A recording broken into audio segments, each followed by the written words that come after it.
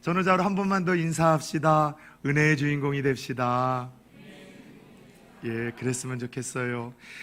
시말라 산에는요, 환란이라는 이름을 가진 독특한 새의 전설이 내려옵니다. 이 새는 얼마나 게으른지 평생 동안 자기 둥지가 없이 살아간다고 합니다. 그래서 밤만 되면 추위에 벌벌 떨면서 내일은 해가 뜨면 아침이 되면 꼭 둥지를 지어야지 다짐을 하며 추운 밤을 그렇게 지새죠. 그러나 정작 그 다음날 아침 해가 뜨면은요, 또 둥지 짓는 것이 너무나 귀찮아서 조금 있다가 미루다가 또 추운 밤을 맞게 되고, 밤만 되면 또 내일 해만 뜨면 둥지 지어야지 결심을 되풀이하면서 평생을 살아가는 이 새가 환란새라는 전설이 내려옵니다. 근데 어떻게 보면은 단지 귀찮다는 이유로 여러분들 중요한 일을 미루다가 평생 후회하는 삶을 반복하는 환란새의 모습 속에서 이 시대를 살아가는 우리들의 자아상을 보는 듯한 느낌을 받습니다. 요즘 우리 시대를 보면은요, 어린아이나 어른들이나 할 것 없이 모두에게 나타나고 있는 이상한 증상 하나가 있습니다. 따라서 해봅시다. 귀차니즘. 이 귀차니즘이라는 이상한 이 좀 증상이 좀 요즘에 나타나고 있어요. 귀차니즘이란 만사가 귀찮아서 게으름을 피우려는 증상, 믿기는 하지만 살면서 어떤 재미와 즐거운 일만 추구하려는 증상을 뜻하는 신조어입니다. 그래서 요즘은 어린아이나 나이 드신 분들이나 자주 늘 입에 달고 있는 말이 귀찮아 죽겠다, 귀찮아 죽겠다, 이 말을 하며 귀찮은 것을 더더욱 싫어하는 시대인데, 문제는 이 증상 속에 사로잡은 실체가 문제라는 것이죠. 여러분, 귀차니즘은요, 따라서 해봅시다. 영적인 병이다. 예, 영적인 병입니다. 여러분, 교회 안에도 이 영적인 병, 귀차니즘이 스물스물 들어오더니 어느 정도 이젠 자리를 잡은 것 같습니다. 어느 순간서부터 한국교회 성도들이 주일날 예배드리러 오는데 성경책을 들고 오지 않습니다. 이유는 하나예요. 그냥 귀찮은 거예요. 그래도 젊은 세대들처럼 핸드폰에 성경을 담아 그 폰을 통해서 활자가 아닌 여러분들 그런 디지털의 성경을 보는 건 괜찮아요.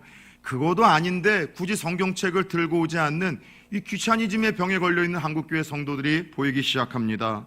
예배 때 이 성구 말씀 찾는 것을 귀찮아해요.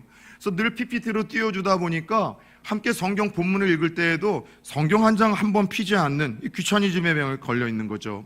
옆 사람과 함께 인사라고 하면은 죽어도 안 합니다. 그냥 귀찮은 거예요. 눈 마주치고 인사하는 게요. 또 이상하게도 예배 시간에 앉아있는 자리가 거의 고정석인 것 같아요. 좀 일찍 오신 분들이 이렇게 끝쪽에 앉으면 늦게 오신 분들이 좀 통로 가까이 앉고 참 좋을 텐데, 일찍 오신 분들이 항상 통로 이 가장 사이에 앉습니다. 그 늦게 오신 분들이 자리 좀 내달라고 하면 귀찮아가지고 발만 오므려서 네가 들어가라는 거예요.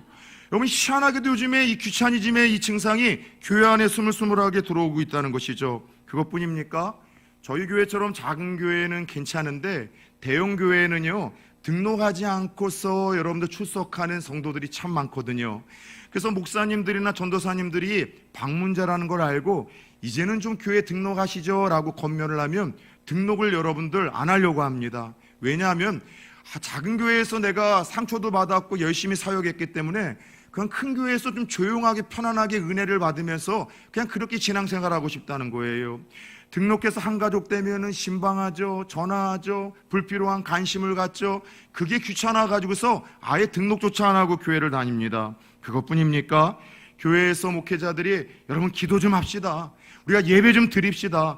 그리고 이제는 조금 섬겨야 되지 않겠습니까? 봉사를 권면하잖아요. 예배 못 드리는 이유, 기도 못하는 이유, 봉사 못하는 이유는 다 여러분 이유가 있어요. 이래서 못하고 이래서 아직은 때가 아니라고 하지만 정말 그 내면 속에 있는 여러분 솔직한 대답은 귀찮은 거예요. 편안하게 예배 드리고 싶고 교회 다니고 싶고 쉽게 신앙생활하고 싶은데 자꾸 여러분 귀찮게 여러분들 강요를 하다 보니까 그거 싫어가지고서 안 하시는 분들이 죄송하지만 부산 초원교회는 한 분도 없지만 그동안의 사역 속에서 제가 섬겼던 교회에는 제법 있더군요.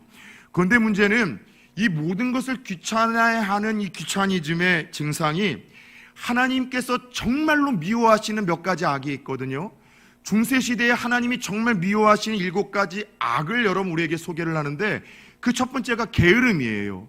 이 귀차니즘이라는 증상이 하나님이 정말로 미워하시는 이 게으름과 불성실에 뿌리를 두고 있다는 이 영적인 실체를 모른 채 그냥 귀차니즘에 빠져서 살아가는 분들이 의외로 많다는 것이죠. 그러면서 오늘 함께 읽었던 본문에서도 우리는요, 귀차니즘이라는 심각한 영적인 병에 걸려 그것도 모른 채 살아가고 있는 한 사람의 심각한 증상을 볼 수 있게 됩니다. 여러분, 귀차니즘이라는 영적인 병에 걸리면 어떤 증상이 나타날까요? 변명과 핑계하기를 좋아하는 인생이 되더라는 것이죠. 13절을 보십시오. 게으른 자는 길에 사자가 있다, 거리에 사자가 있다 하느니라. 무엇을 권면하고 부탁을 해도 한 번에 오케이 하는 법이 없어요. 항상 이런 변명 저런 핑계를 대면서 어떻게 해서라도 해야 할 일을 하지 않으려고 합니다. 무언가 자기의 상황이 불리해질 것 같으면 항상 남 탓하기에 여러분들 이 혈안이 되어 있어요. 환경 때문에 할 수가 없고, 상사 때문에 할 수가 없고, 부모 때문에 할 수가 없고, 건강 때문에 할 수가 없고, 이러저러한 이유로 할 수 없다고 핑계와 변명을 대는데, 여러분 그 깊은 내면에는 이것이 귀차니즘이라는 영적인 병에서 발현되어지는 증상이라는 거예요. 언젠가도 말씀드렸듯이 신앙과 믿음이 있는 사람들은요, 항상 기도하며 방법을 찾으려고 합니다.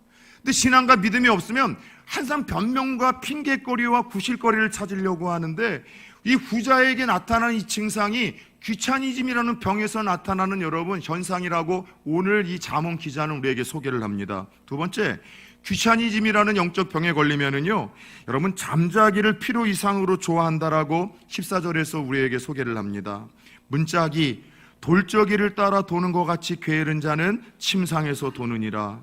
여러분 침대에 누워서, 바닥에 누워서 뒹굴뒹굴하고 막 방향을 바꾸고 여러분 위치를 바꾸는 일들이 여러분들이 귀차니즘의 병에 걸려 있는 사람들에게 나타나는 증상이래요.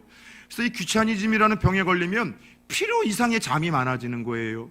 사람이 숙면을 취하면 한 4시간, 숙면을 못 취할 때에도 많게는 한 7시간을 자면은 하루 생활하는데 조금도 지장이 없고 건강에도 문제가 안 된다고 합니다. 그런데 여러분 무기력증에 빠져서 필요 이상의 잠을 자게 되고 잠이 오지 않는데도 자꾸 습관적으로 눕는 거예요. 누워서 TV 보고, 누워서 폰 보고, 누워서 여러분들 밥 먹고, 그리고 밥 먹자마자 습관적으로 누워서 소화불량과 또 여러분 역류성 식도염으로 고생하며 건강을 잃는 일들이 여러분 이것이 귀차니즘이라는 영적인 병으로 인하여 나타나는 증상이라고 오늘 하나님이 말씀을 하세요. 세 번째, 이 병에 걸리면 15절을 보니까 만사가 귀찮아진다고 이야기를 합니다. 게으른 자는 그 손을 그릇에 놓고도 입으로 올리기를 괴로워하느니라. 야, 이 게으름과 나태에 여러분 최고봉을 보고 있어요. 자, 먹으라고 식탁을 다 차려줬습니다. 근데 여러분 그 밥상머리에 앉아서 차려진 그 밥에 숟가락 들고 입으로 넣는 것이 귀찮아가지고 안 먹으려고 한다는 거예요. 누군가가 유익을 위해서, 은혜를 위해서, 축복을 위해서 다 준비해 놨습니다. 근데 귀찮아가지고서 여러분들 그 자리에 나가지 못하는 모습이 이 병의 증상이라는 것이죠. 심지어 자기에게 유익이 되는 일조차도 그냥 귀찮아서 안 하려고 합니다. 심지어 먹고 사는 것, 마시는 것 다 귀찮은 거예요. 마지막으로 16절을 보면 자기 기만이 심하다고 합니다. 자, 게으른 자는 사리에 맞게 대답하는 사람 7보다 자기를 지혜롭게 여기느니라. 여러분 게으름과 나태함 속에서 귀차니즘이라는 병에 걸려 있지만 혀까지 게으르진 않아요. 말은 잘해요. 아, 이게 문제이고 저게 문제이고 내가 안 해서 그렇지 하면 저 사람보다 훨씬 더 잘할걸.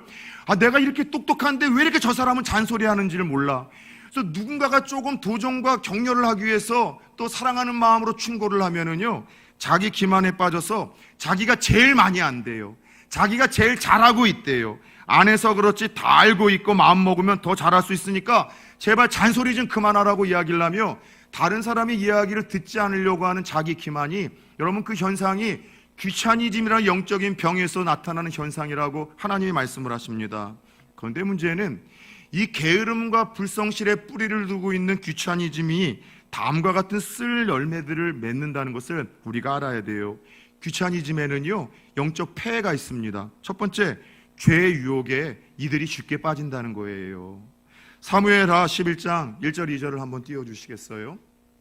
그 해가 돌아와 왕들이 출전할 때가 되매 다윗이 요압과 그에게 있는 그의 부하들과 온 이스라엘 군대를 보내니 그들이 암몬 자손을 멸하고 랍바를 에워쌌고 다윗은 예루살렘에 그대로 있더라. 저녁 때에 다윗이 그의 침상에서 일어나 왕궁 옥상에서 거닐다가 그곳에서 보니 한 여인이 목욕을 하는데 심히 아름다워 보이는지라.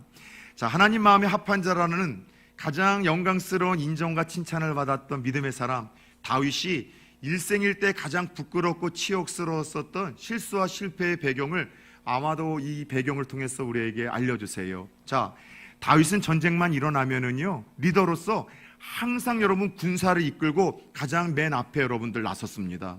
리더는요 남들보다 한 발 앞서는 사람이에요. 뒤에서 말만 하고 앞으로 말만 하는 사람들은 리더가 아니라 보스예요. 장로님들 계십니까? 권사님들 계십니까? 집사님들 계십니까? 주의 종으로서 권면합니다. 기도하는 모습에 앞장서셔야 돼요. 예배드리는 모습에 앞장서셔야 돼요. 전도하는 모습에 두 발도 말고 한 발 앞서는 것, 그게 리더예요. 그럴 때 여러분 영적으로 하나님께서 우리를 죄로부터, 유혹으로부터, 세상의 여러분 어떤 공격으로부터 지켜주시는 거예요. 그런데 오늘 다윗이 늘 전쟁만 일어나면 앞서던 그가 여러분 무언가 문제가 생겼습니다. 전쟁이 일어났어요. 그런데 장군과 군사들을 다 보내놓고 자신은 예루살렘 궁 안에 여러분 안전하게 거하고 있습니다. 거기까지 괜찮아요. 군사들 여러분 보내놓고 그래도 자기가 참전을 안 했으면 열심히 기도라도 해야 되는데 다시 한번 말씀 띄워주시겠어요? 하루 종일 여러분들 뒹굴뒹굴 왕궁에서 침상에서 잠을 자다가 저녁 때에는 잠이 오지 않아 일어나 여러분 어슬렁거리며 왕궁 옥상을 다니다가 한 여인이 목욕하는 것을 보게 되었고 음욕이 생기기 시작했고 그녀를 불러다가 넘지 말아야 될 선을 넘게 되었고 결국 그 범죄를 은폐하기 위해서 그녀의 남편까지도 죽이는 살인 교살죄 여러분 범한 것 우리가 알고 있지 않습니까? 여러분 게으른 자들에게 주어지는 스디슨 열매는요 쉽게 유혹에 빠져요.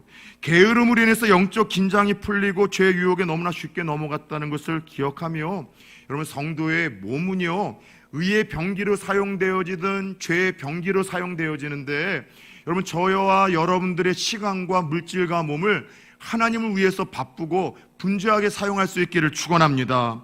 게으름의 뿌리를 둔 귀차니즘은 두 번째 다음과 같은 스디슨 열매를 맺는데 잠언 10장 26절을 같이 한번 좀 볼까요?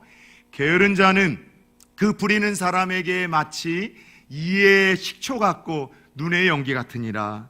여러분 귀차니즘의 증상을 가진 사람들은요 자신 한 사람만 피해를 보는 것이 아니라 함께하는 사람들에게 고통과 피해를 주는 거예요. 그것이 교회이든 직장이든 학교이든 죄송하지만 집이든 귀차니즘에 걸리잖아요. 내 자녀와 내 배우자와 내 부모와 형제들에게 고통과 피해를 함께 안겨주는 거예요. 여러분들 입에 식초가 들어가면 어떻게 합니까? 인상 쓰지요. 연기가 여러분 눈에 들어가면 어떻게 합니까? 여러분 눈물이 나는 거예요. 마찬가지로 이 귀차니즘에 걸려있는 사람들은 함께하는 사람들에게 늘 인상 쓰게 만드는 거예요. 누군가의 눈에 늘 여러분 눈물이 흐르게 만드는 거예요. 성경을 보면 하나님께서 소개하시는 두 부류의 일꾼이 있어요.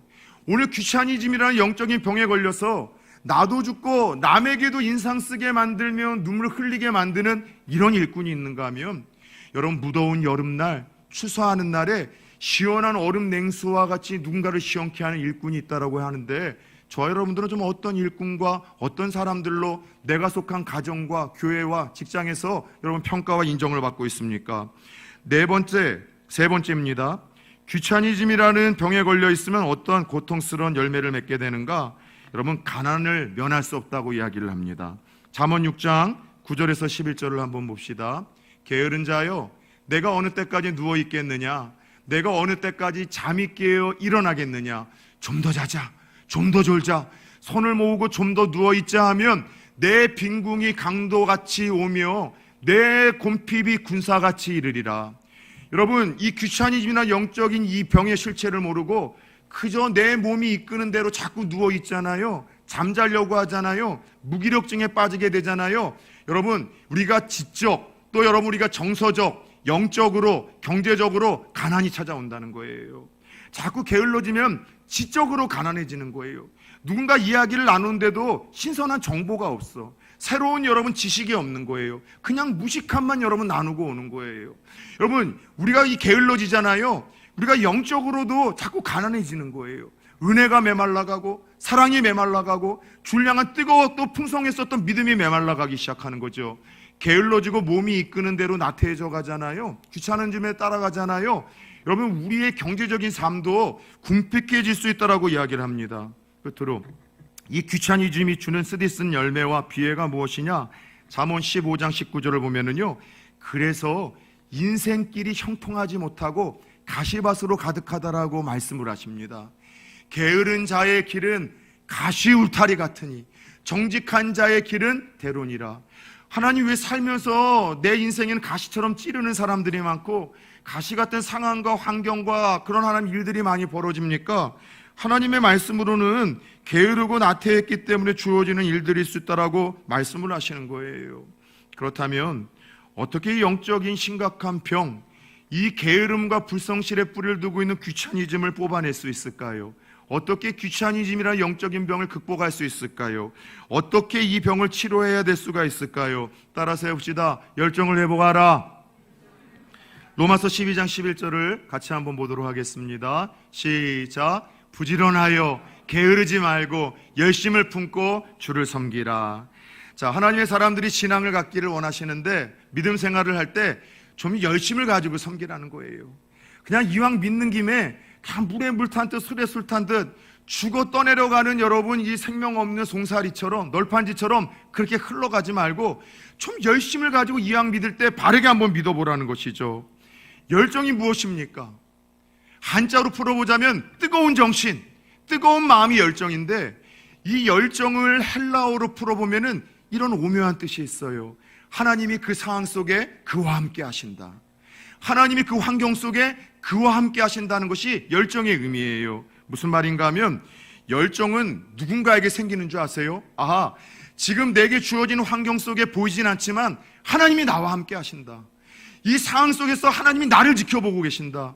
이해할 수 없는 이 직장, 내가 하고 있는 이 일들, 하나님이 뜻이 있어서 나에게 허락하셨음을 믿는 사람들에게 여러분들 자연스럽게 나오는 성실함, 그리고 여러분들 즐거움, 그리고 열심, 이게 바로 열정이라는 것이죠.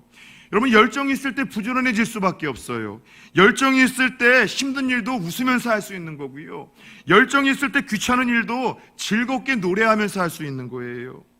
저는 아주 옛날에 보았었던 만화 영화, 이 마크 트웨인이 썼었던 그 원작 톰 소여의 모험을 저는 소설로는 잘 못 보고 만화 영화로 봤는데 한 인상적인 장면이 시간이 지나서도 잊혀지지가 않는 거예요. 톰 소여라는 이 친구가 좌충우돌, 그리고 얼마나 개구진지 가는 곳마다 막 여러분 말썽을 일으켜요. 노는 데에도 열정이 있고요, 자기의 호기심을 채우는 데도 열정이 있다 보니 늘 사고를 쳐가지고서 혼이 많이 나요. 어느 한 날도 이 톰 소여가 또 사고를 쳐가지고서 벌을 받는데, 어떤 벌을 받는가 하면 담장을 다 페인트로 칠을 하라라는 이 벌을 받은 거예요. 그런데 이 친구의 이 천성 자체가 모든 일을 즐겁게 기쁘게 열정적으로 하다 보니까 담장 페인트 칠이 벌인데 우리 같으면 왜 그런 걸 해요? 그리고 내가 그렇게 할 만한 잘못을 안 했어요. 변명을 대고 핑계를 하고 원망을 하거나 어쩔 수 없이 할 때는 막 인상 쓰고 할 텐데 막 열정적으로 노래를 부르면서 춤추듯이 페인트 칠을 하는 거예요. 그저 동네 또래 친구들이 다 모여서 너 뭐 하고 있는데 이렇게 즐거워? 페인트 칠 한다고 하면서 벌 받고서 칠한 그 페인트 칠을 아이들에게 보물을 받으면서 2번이나 칠을 하는 장면이 있는 거예요. 열정이 있잖아요. 이게 차이를 만들어내는 거예요. 열정이 있잖아요. 사람들이 모이기 시작하는 거예요. 열정이 있잖아요. 기회의 문이 열리기 시작하는 거예요. 결국 살아가면서 실력의 차이는 제가 볼 때 종이 한 장의 차이예요. 내 분야에서 얼마나 탁월하고 탁월치 않은지에 대해서 차이는 그리 크지 않아요. 그런데 그 자세와 태도가 정말 열정적으로 하는지, 사랑을 담아 기쁘고 즐겁게 하는지가 아닌지가 그 사람의 여러분들 질을 여러분 만들어내는 거예요. 사랑하는 여러분들, 무슨 일이든지 열정이 차이를 만들어내는데, 따라서 우리가 귀차니즘을 극복하기 위해서는 열정이 회복돼야 되는 거예요. 저는 부산 초원교회 성도님들이 다른 교회 성도님들이라면 모르겠습니다. 그러나 적어도 부산 초원교회 성도님들만큼은 여러분이 가는 곳에서 사랑을 좀 받았으면 좋겠어요. 톰 소요처럼 사람들이 모여들어 기쁨과 즐거움을 함께 선사하고 나누는 주인공이 되었으면 좋겠어요. 내가 속한 곳에서 함께하는 이들에게 사랑받는 여러분 방법 하나 알려드리겠습니다. 따라서 봅시다. 제가 하겠습니다. 지금 하겠습니다. 예, 이게 열정이 있어야지만 나올 수 있는 이것이 반응이에요. 서로 여러분 어떤 부담스러운 일을 눈치 보면서 여러분 쭈뼛쭈뼛하고 또 그렇게 주저할 때 예수 믿는 사람들은 제가 해보겠습니다. 잘은 못하겠지만 제가 기회를 주신다면 제가 한번 해보겠습니다. 무언가 해보라고 한다면 지금 한번 해보겠습니다. 살아가면서 여러분 이 두 가지 자세가 어느 곳에 가든지 사랑받게 만들고 저에게 여러분 기회의 문을 열어주더라는 것이죠. 사랑하는 여러분들, 이처럼 열정 있는 사람은 제가 하겠습니다. 지금 하겠습니다. 그리고 어떤 일이든지 기쁨과 즐거움을 하는데 바로 이 일을 위해서 우리에게 성령의 충만함이 필요한 거예요. 열정을 성령이 충만할 때 하나님이 그 상황 속에서 함께 하시고 그 상황 속에서 동행하는 자들에게 나오는 자연스러운 자세와 태도라고 한다면 성령님과 늘 동행하는 사람들에게 나타나는 가장 대표적인 증상이 이 열정이에요. 그 뜨거움의 성령이 내 안에 있는데 어떻게 지옥에서 출장 나온 얼굴 표정으로 앉아있을 수가 있습니까? 저는 아무리 생각해도 이해가 안 돼요. 성령이 내 안에 있는데 어떻게 찬양하고 예배하는 일을 그렇게 맹숭맹숭하게 할 수가 있습니까? 성령이 내 안에 있는데 하나님이 내게 사명으로 주신 그 일들을 어떻게 소홀히 대할 수가 있겠습니까? 죄송하지만 인생을 아직 그리 오래 살지 못해서 그런지 저는 잘 이해가 안 되는 거예요. 경험해 본 사람으로서요. 성령이 충만하잖아요. 두렵지 않아요. 누군가의 삶이 부러워지지 않아요. 성령이 충만하잖아요. 지겹지가 않은 거예요. 성령이 충만하잖아요. 힘겹지가 않은 거예요. 성령이 충만하면은 에베소서 5장 16절에서 19절에 얘기했던 것처럼 좁은 길을 걸어가도 세상 사람들은 때려 죽여도 깨닫지 못하는 영혼의 찬양과 기쁨과 노래와 감사가 회복이 되어지고 자발적으로 열정적으로 믿음의 길을 걸어갈 수 있는 이 순종의 삶이 성령 충만할 때 자연스럽게 나오더라는 것이죠. 결국 성령 충만의 문제가 내 열정의 문제를 여러분들 이것을 차이를 만들어내는 거예요. 사랑하는 여러분들, 올 한 해 우리에게 주셨었던 표와 교육 주제는 성령의 충만함을 받으라는 거예요.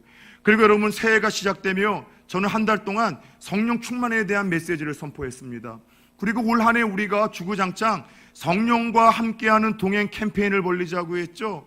성령님은 우리가 의식하고 그분을 초청하고 도움만 구해도 우리를 여러분 두렵지 않게 하고 부럽지 않게 하고 힘겹지 않게 하고 지치지 않게 하시고 기쁨과 평안함을 갖게 하시고 자발적으로 믿음의 길을 열정을 가지고서 따라가게 만드세요.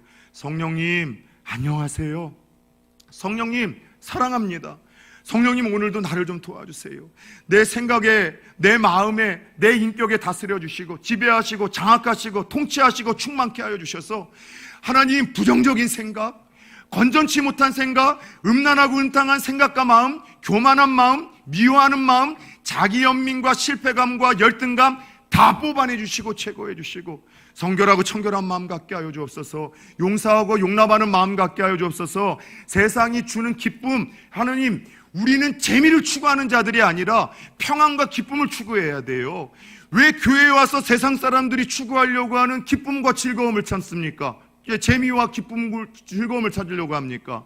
우리는 재미와 즐거움을 교회에서 추구하는 자들이 아니라 하나님만 주실 수 있는 평안과 기쁨을 추구해야 될 자들인 거예요. 성령님 오늘도 기뻐하게 하여 주옵소서. 가진 것 없어도, 배운 것 없어도, 건강이 없어도, 자녀들 잘 나가지 못하도 세상에 함부로 기죽적거나 주눅들지 않고 당당하고 어깨 피며 노래하며 걸어갈 수 있는 하나님 능력을 허락하여 주옵소서.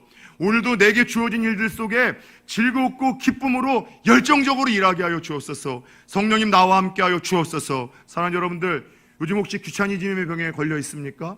이 병의 실체도 모른 채 그렇게 내 몸이 이끌고 감정이 이끄는 대로 따라가고 있으십니까? 망할 길이에요. 끊어내십시오.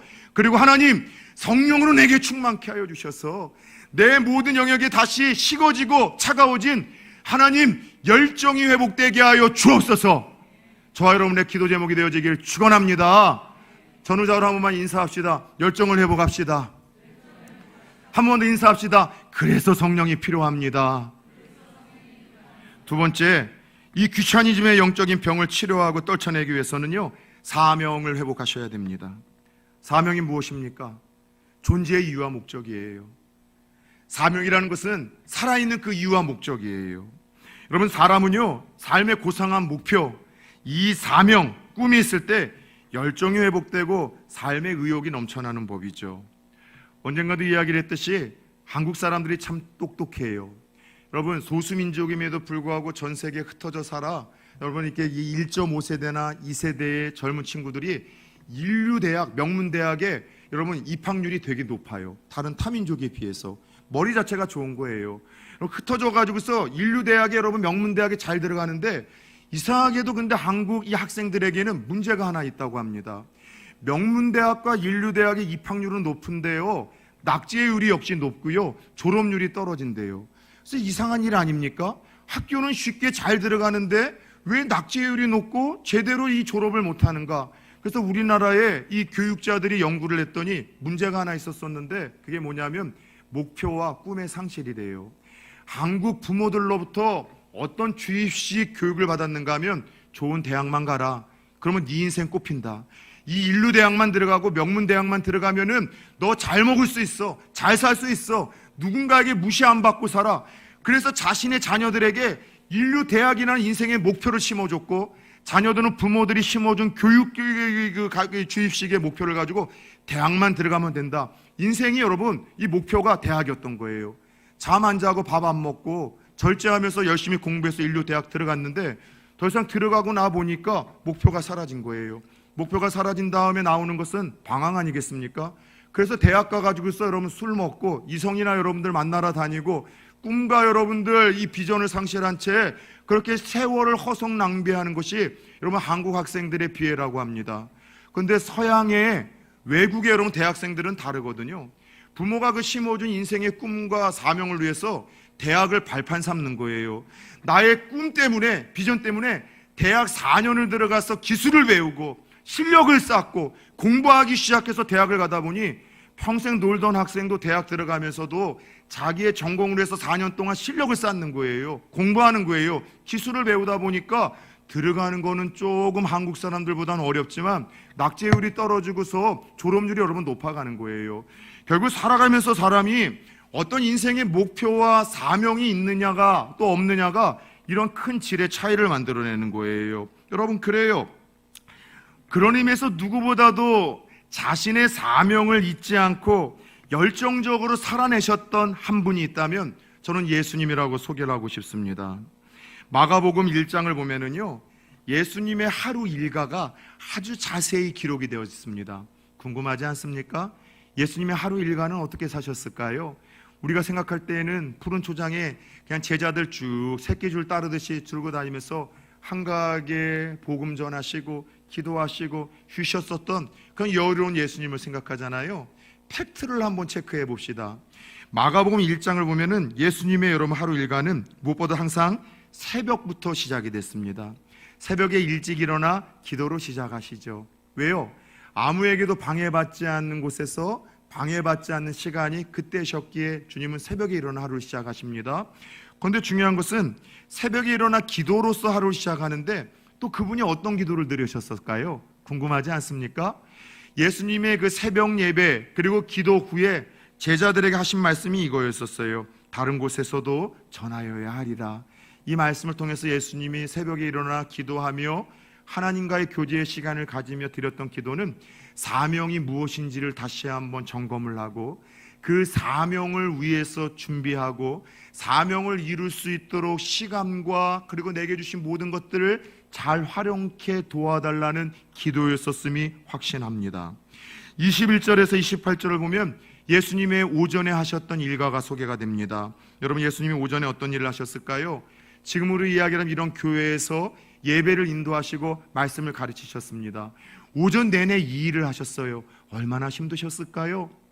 제가 금요일 날과 어제 저녁 토요일 날까지 부산 행복한 교회 청년들 수련회 집회를 인도하고 왔습니다.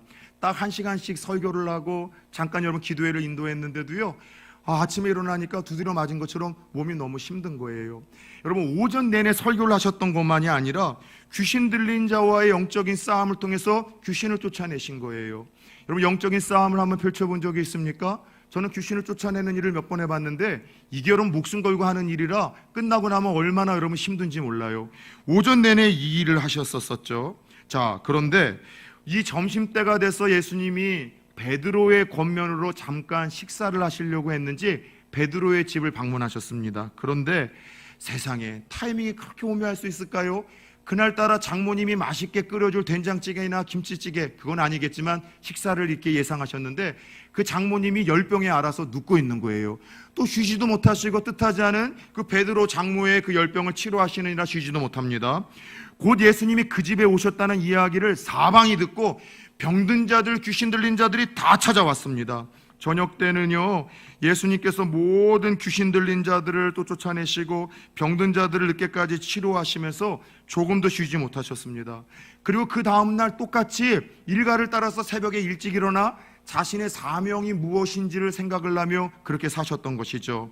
전하고 가르치고 고치시는 사명이 있었기에 주님은 조금의 시간의 낭비도 없이 더 나아가 열정적으로 살아낼 수가 있으셨던 거예요. 예수님은 33세에 돌아가셨습니다. 아주 짧은 나이죠. 젊은 생애이죠. 그리고 3년 동안 공생애를 여러분들 마치시고서 십자가에 돌아가셨을 때 다 이루셨다고 이야기를 하셨어요. 이 말은 구원을 위해서 성부 하나님이 계획하신 것을 다 성취하셨다는 뜻이기도 하지만 내게 주어진 삶에 조금도 후회가 없을 만큼 가치 있고 의미 있게 내가 정말 잘 살았다는 믿음의 선포예요.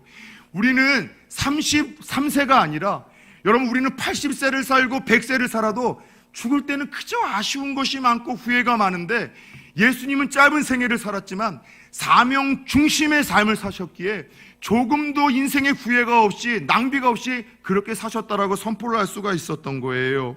이처럼 사람은 자신의 인생의 목표, 사명을 기억하고 살아갈 때 여러분 열정이 회복되는 거예요. 그리고 그 열정으로 인해서 삶의 의욕이 넘치게 되어지고 그 열정 때문에 차이를 만들어내는 것이고 그 열정 때문에 무언가 내가 지나간 곳에 아름다운 발자취를 남기게 되는 법이라는 것이죠. 저와 여러분들의 삶은 어떻습니까? 여러분, 사명이 있으십니까? 인생의 목표가 있으십니까? 아니면 사명과 열정을 잃고 그저 귀찮다는 말을 내뱉으며 내 몸이 이끄는 대로 여러분들 쉽게 변명하고 핑계대기에 급급하고 시간만 나면 눕고 과도한 잠을 자려고 하고 더 나아가 여러분들 만사를 귀찮게 여기고 그저 입만 살아가지고 말만 하는 그런 귀차니즘의 병에 걸려 있고 그렇게 열정을 잃어버린 그런 사람들이십니까? 요즘 날씨가 더워지기 시작했는지 자꾸 모든 게 귀찮아진다는 솔직한 고백을 듣습니다. 예배 왜 안 나오셨어요? 이러저런 이야기를 들려주는데 귀찮은 거예요. 왜 기도하러 안 나오셨습니까? 이러저런 이유가 있는데 귀찮은 거예요. 왜 오후 예배 안 나왔어요? 예배 드리는 게 귀찮아요. 재미와 즐거움을 따라서 나가는 거예요. 교회는요, 재미와 즐거움을 따라서 오는 곳이 아니에요. 그건 세상에서 교회에 심어놓은 잘못된 씨앗이에요.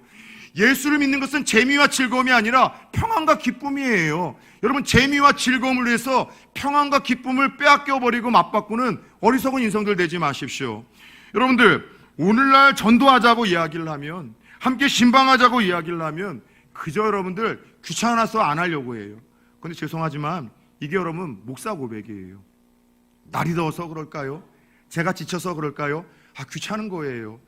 설교 준비를 하는 게 좀 귀찮아요. 말씀 읽는 게 좀 귀찮아요. 여러분, 목사도 예배 드릴 때가 싫어질 때가 있다고 했잖아요. 네. 그 얘기 여러분 우스갯소리 많이 했잖아요. 한 집에서 아침에 엄마하고 아들이 막 싸우기 시작합니다. 아들아, 주일이다, 예배 드리러 가야지. 어머니 귀찮아요. 오늘 비도 오는데 그냥 집에서 영상 예배 드리면 안 될까요? 그래도 교회 가서 예배 드려야지.